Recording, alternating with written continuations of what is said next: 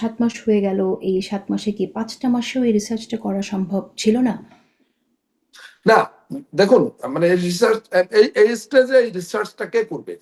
রিসার্চটা হয়েছে আমাদের যে জুডিশিয়াল রিফর্মস কমিশন যেটা গঠন করা হয়েছিল, এবং জুডিশিয়াল রিফর্মস কমিশন একটা ব্যাপক বিস্তারিত রিপোর্ট দিয়েছে, এবং সেখানে শত শত সুপারিশ আছে জুডিশিয়ারিকে একটা পারফেক্ট জায়গায় নেওয়ার ব্যাপারে। এই কাজগুলো তো একটা গবেষণার মধ্য দিয়ে হয়েছে। মানে রিফর্মস কমিশন গঠন হওয়ার পর অদ্যাবধি যতদিন পর্যন্ত কমিশন কাজ করে রিপোর্ট দিয়েছে, সে পর্যন্ত যথেষ্ট গবেষণা করে কিন্তু এটা করা হয়েছে। এই সময়টা কাজে লাগানো হয়েছে, এমন না যে সময়টা চলে গেছে কোনো কাজে লাগেনি। হ্যাঁ, এই সময়ের মধ্যে যতটুকু করবার, সেটা সময় বিবেচনায় কিংবা কাঠামোগত বিবেচনায় সেটা হয়েছে। এখন আমরা পরের ধাপে আছি, পরের ধাপে যাওয়ার পর্যায়ে আছি। আচ্ছা, ধন্যবাদ আপনাকে। আমি একটু আপনার কাছে একটা বিষয় জানতে চাই, সেটা হচ্ছে যে ধরে নেওয়া যাক কোনো একটি দল আপনাদের যে সংস্কারের প্রস্তাবনাগুলো আছে এখানে বেশিরভাগ সংস্কারই তারা মানতে চায় না বা কোনো সংস্কারই করতে চায় না। সেক্ষেত্রে আপনাদের অবস্থান কি হবে? না, মানে এমন কোনো লক্ষণ আমরা দেখছি না। আমরা এমন আজগুবি কোনো চিন্তা করব না যেটা কোনো বাস্তবতা নাই। আমরা দেখতে পাচ্ছি বিএনপি, জামাতে ইসলামী, এনসিপি তিনটাকে, যেগুলোকে আমরা বড় দল হিসাবে বলছি, আমি জানি না এটা আবার অন্য কোনো রাজনৈতিক দল আপত্তি করবে কিনা, ধারণাগত ভাবে এটা বলা হয়। তো বড় দলগুলোই তো এটার ব্যাপারে খুবই পজিটিভ, সংস্কারের ব্যাপারে। হ্যাঁ, কিন্তু দ্বিমত আছে। মানে যেটা আমি শুরুতে বললাম, সংস্কারের মূল লক্ষ্য হলো আমাদের রাষ্ট্র ব্যবস্থার সেই সমস্ত ফাঁক ফোকর বন্ধ করা, যে সমস্ত ফাঁক ফোকর গলিয়ে একটা নির্বাচিত সরকার একটা দানবে পরিণত হয়।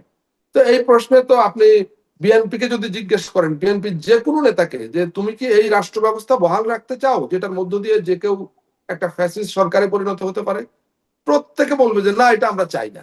প্রত্যেকে এই প্রশ্নের একদম অভিন্ন জবাব আমরা চাই না। তো পরের প্রশ্নটা কি? পরের প্রশ্নটা হলো তাইলে আপনি কিভাবে চান? এই মত ভিন্ন মতটা হচ্ছে পরের প্রশ্নে, যে এই ফাঁক ফোকর বন্ধ করবার জন্য কার কি ওপিনিয়ন, কার কি দৃষ্টিভঙ্গি।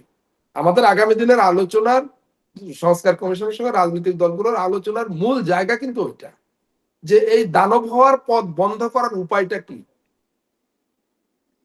না, ঠিক আছে। কিন্তু আমি প্রশ্নটা এজন্যই করলাম, আপনি জানেন যে সম্প্রতি বিএনপি স্থায়ী কমিটির সদস্য মির্জা আব্বাস একটি কথা বলেছেন। তিনি কোট আনকোট ওদের হাতের ওদের কলমের কোনো সংস্কার আমরা সহজে মেনে নেব না। সংস্কার যদি করেন আমরা কারেকশন করব। কোনো অনির্বাচিত সরকারের বা ব্যক্তির কোনো কথা আমরা মেনে নেব না। তো এটা আপনাদের কিভাবে দেখুন, প্রথম কথা হলো যে আহ, জাতীয় ঐক্যমত্য কমিশন বা সরকার যে কোনো রাজনৈতিক দলের কোন অবস্থানটাকে কগনিজেন্সে নিচ্ছে বা নিবে, সেটা নিশ্চয়ই কোনো পলিটিক্যাল রেটোরিক কেনা।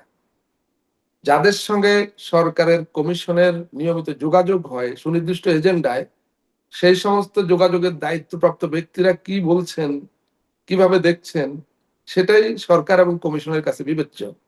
এটা পলিটিক্যাল রেটোরিক, হ্যাঁ, নানা রকম ধারণা তৈরি করতে পারে মানুষের মধ্যে, সেগুলো নানা প্রশ্নের জন্ম দিতে পারে, কিন্তু রেটোরিক তো রেটোরিক। আপনাদের মধ্যে প্রশ্নের জন্ম দিচ্ছে কিনা? মানে আমি ব্যক্তিগতভাবে এটা একেবারেই আমার মধ্যে কোন রকম প্রতিক্রিয়া সৃষ্টি করছে না। আমি কমিশনের সদস্যদের সঙ্গে কথা বলেছি, তারাও একই দৃষ্টিভঙ্গি পোষণ করেছেন যে অমুক অমুক অমুক যারা আমাদের সঙ্গে এই কাজের জন্য দায়িত্বপ্রাপ্ত, তারা কি বলছেন আমরা সেটাই শুনি।